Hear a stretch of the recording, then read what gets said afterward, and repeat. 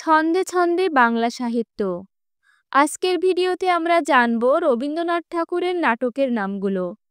আশা করছি এই ভিডিও দেখলে আপনাদের সহজেই নাটকের নামগুলো মনে থাকবে, কারণ আমি ছোট্ট গল্পের মাধ্যমে খুব সুন্দর করে নাটকের নামগুলো এর ভিতরে বলে দিব। নাটকের নায়িকা রক্তকরবী। সে ভালোবাসে চিত্রাঙ্গদাকে, যে ছিল কাল মৃগয়া। তাই সে মায়ার খেলায় এক বসন্তে বাল্মীকি প্রতিভার সাহায্যে মুক্তধারায় বৈকুণ্ঠের খাতায় চিঠি লিখে তার বান্ধবী শ্যামাকে দিয়ে ডাকঘরে পাঠায়। কিন্তু গোড়ায় গলদ চিঠিটি যায় কালের যাত্রায় চণ্ডালিকার কাছে। চণ্ডালিকা তাই নিজেকে পরিত্রাণের জন্য চিরকুমার সভায় রাজা ও রানীর কাছে অভিযোগ করে। কিন্তু রাজা আগে তার প্রায়শ্চিত্তের জন্য অচলায়তন নামক স্থানে নদীর পূজা বিসর্জন দিতে বলে।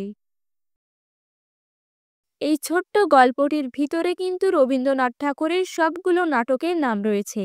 নামগুলো আরেকবার দেখে নিন: রক্তকরবী, চিত্রাঙ্গদা, কালমৃগয়া, মায়ার খেলা, বসন্ত, মুক্তধারা, বৈকুণ্ঠের খাতা, শ্যামা, ডাকঘর, গোড়াই গলদ, কালের যাত্রা, চণ্ডালিকা, পরিত্রাণ, চিরকুমার সভা, রাজা ও রানী, রাজা, প্রায়শ্চিত্ত, অচলায়তন, নটির পূজা ও বিসর্জন। এভাবে ছন্দে ছন্দে মুখস্থ করলে আমার মনে হয় না আর কখনো ভুল হবে।